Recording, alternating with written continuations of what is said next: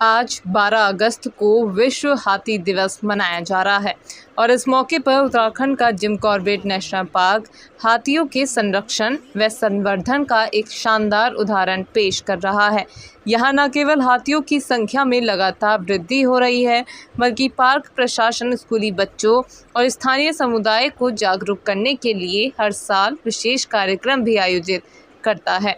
Corbett tiger reserve, जो अपनी बाघों की आबादी के लिए विश्व प्रसिद्ध है, हाथियों के संरक्षण में भी अग्रणी भूमिका निभा रहा है। राष्ट्रीय विरासत पशु हाथी का कुनबा यहाँ लगातार बढ़ रहा है। 2010 में कॉर्बेट पार्क में 979 हाथी थे, जो 2015 में बढ़कर 1035 हो गए और 2020 की गणना में ये संख्या 1260 से अधिक पहुंच गई।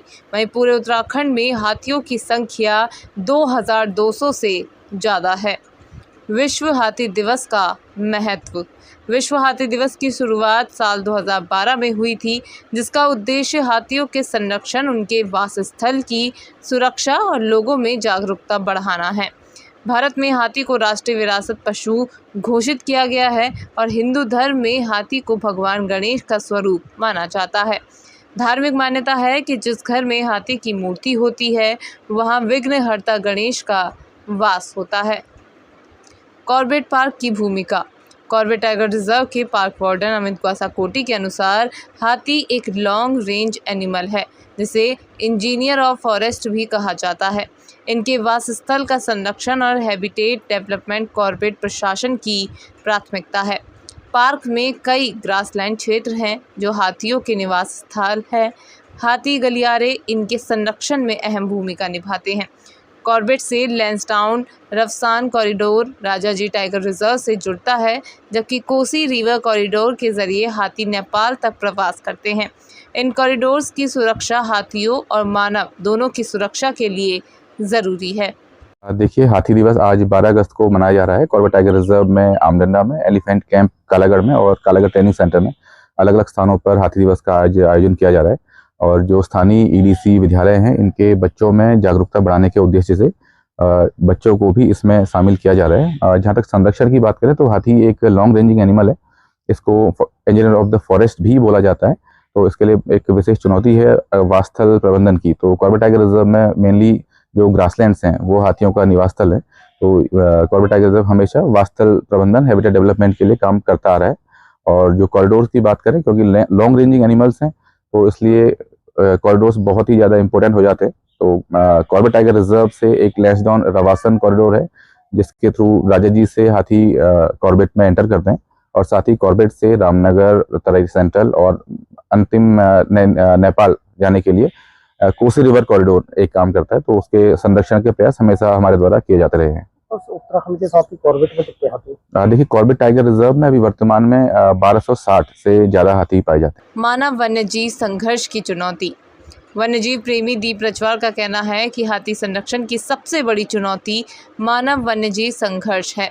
तेजी से जंगलों में होटलों और रिजॉर्ट्स का निर्माण, देर रात तक तेज संगीत और नेशनल हाईवे 309 पर बढ़ता ट्रैफिक हाथियों के व्यवहार को प्रभावित करता है। हाथियों को कॉरिडोर्स पार करने में दिक्कत होती है, जिससे सड़क हादसे और जनहानि की घटनाएं भी बढ़ी हैं। उन्होंने कहा कि कॉर्बेट पार्क में हाथियों की आबादी 1260 से अधिक होना एक अच्छा संकेत है, लेकिन अगर पर्यटन और बुनियादी ढांचे का दबाव इसी तरह बढ़ता रहा तो इनकी सुरक्षा कठिन हो जाएगी। आज विश्व हाथी दिवस है और उसको जो मनाने का जो मेन जो कारण है वो यही है कि जो ये संकटग्रस्त प्रजाति है, इसका संरक्षण करना।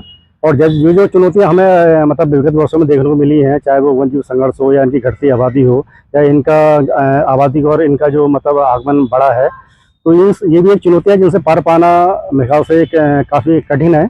और कॉर्बेट एक अच्छा मतलब यहाँ की जो बायोडाइवर्सिटी अल्टीमेट है, यहाँ पर जो हाथियों की संख्या है 1300 से अधिक संख्या में हाथी पाए जाते हैं, जो एक अच्छी मतलब एक अच्छा है साइन है कॉर्बेट के लिए।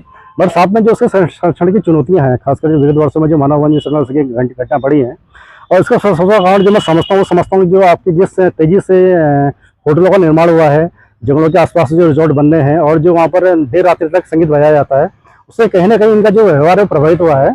और जितने भी हमारे कॉरिडोर हैं, जो हमारे 4-5 जो कॉरिडोर यहाँ पर हैं जो अभी बचे हुए हैं, और जो कॉरिडोर है हमारे जो NH 309 से राष्ट्रीय राजमार्ग से गुजरते हैं, और जो पर्यटन बढ़ने से जो पर्यटन जो हावी हुआ है और जो आवाजाही बढ़ी है आपका, इस पर आपके जो ट्रैफिक बढ़ा है हमारे सड़कों पे, तो इनका जो पलायन है वो उतना सुगम रूप से नहीं हो पा रहा है, काफ़ी दिक्कतें इनको हो रही हैं, और इसके फलस्वरूप जो इनका जो व्यवहार है प्रभावित हो रहा है, और मानव वन्यजीव संघर्ष हमें लगातार देखने को मिल रही हैं। घटनाएं जब भी NH क्रॉस करते हैं तो बहुत बार ऐसे घटनाएं होती हैं जहाँ पर हमने देखा है कि जो गाड़ियों को नुकसान पहुंचा है या जनहानि भी हुई है।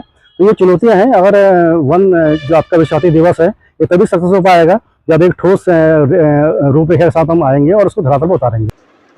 हाथियों के वैज्ञानिक व सांस्कृतिक पहलू।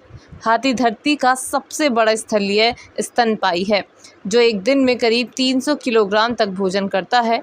इन्हें जंगलों का डॉक्टर भी कहा जाता है क्योंकि वे वनस्पति का प्राकृतिक प्रबंधन करते हैं और अपने मल के जरिए बीजों का प्रसार कर पेड़ पौधों की नई कोंपलें उगाने में मदद करते हैं। हिंदू धर्म में हाथी को विशेष सम्मान प्राप्त है। भगवान गणेश का सिर हाथी का है जो बुद्धि और स्मरण शक्ति का प्रतीक है। वन्यजीव विशेषज्ञों की राय। वन्यजीव प्रेमी गणेश रावत का कहना है कि हाथी लंबी दूरी तक प्रवास करते हैं और इस दौरान जंगल में नए रास्ते और परिस्थिति तंत्र को बनाए रखते हैं। नर मादा अनुपात बेहतर होने से प्रजनन क्षमता भी अच्छी रहती है। उनका मानना है कि जागरूकता बढ़ाने के साथ साथ हाथी गलियारों का पुनर्निर्माण समय की मांग है। देखिए, हाथी जो है प्रकृति का बहुत मतलब कहना चाहिए धरती पर चलने वाला सबसे बड़ा जीव अगर किसे कहेंगे तो हाथी को कहेंगे, और एक तरह से इसे जंगलों का डॉक्टर भी कहते हैं। पूरे एक तरह से जंगलों के पारिस्थितिक तंत्र को और उसकी काट छांट हाथी करता रहता है, चलता रहता है। अपनी जो अपना वेस्टेज है उसके माध्यम से नई खाद पैदा करता है जंगलों में, उसके पेड़ पौधों की टहनियों को की कटाई छटाई करता है। और एक नर मादा अनुपात भी यहाँ पर बहुत ज्यादा है कॉर्बेट में अगर हम देखेंगे, और बहुत लंबा इनका अपने आप में मूवमेंट होता है, लंबा लंबा हाथी जो है का, और इनकी स्मृतियां बहुत स्मृति और बुद्धि के मामले में हाथी को काफी अच्छा माना जाता है। इसीलिए जो है भगवान गणेश के जब हमारी जो धर्म कथाएं हैं उसमें देखेंगे कि भगवान गणेश के सर पे हाथी का सर इसलिए लगाया जाता है कि बुद्धि के मामले में और मेमोरी के मामले में और कई सारे गुणों में हाथी जो है बहुत सर्वश्रेष्ठ जीवों की श्रेणी में आता है। क्योंकि हाथी किसी छोटे क्षेत्र में सीमित नहीं रह सकते। वन्यजीव प्रेमी संजय छिमवाल ने कहा कि भारत में हाथी को राष्ट्रीय विरासत पशु का दर्जा प्राप्त है, इसलिए इसका संरक्षण सर्वोच्च प्राथमिकता होनी चाहिए। जंगलों का स्वास्थ्य और हाथियों की मौजूदगी एक दूसरे से जुड़ी हुई है। हाथी केवल पर्यावरण संतुलन ही नहीं बल्कि पर्यटन और स्थानीय अर्थव्यवस्था में भी महत्वपूर्ण योगदान देते हैं। देखिए, हाथी दिवस का मुख्य उद्देश्य जो है जन सामान्य में जागरूकता फैलाना है, और अगर हम बात करें तो भारत में राष्ट्रीय पशु के साथ साथ एक नेशनल हेरिटेज एनिमल का जो दर्जा है वो हाथी को मिला है बाघ के बाद। तो राष्ट्रीय हेरिटेज एनिमल होने के नाते इसका जो है संरक्षण भी बहुत जरूरी है। और हाथी जो है लंबी दूरी पर प्रवास करते हैं, इन्हें जंगल का माली भी कहा जाता है। जब एक जगह से दूसरी जगह जाते हैं तो रास्ते बनाते हैं, साथ ही साथ जंगलों का एक जगह से दूसरी जगह ट्रांसफर भी करते हैं, बीज वगैरह। तो ये बहुत महत्वपूर्ण है, और इस समय हमें जो जागरूकता जो मुख्य रूप से है वो इनके कॉरिडोर्स को जो है पुनः स्थापित करने की है, क्योंकि एक छोटे क्षेत्र में ये जीवित नहीं रह पाएंगे।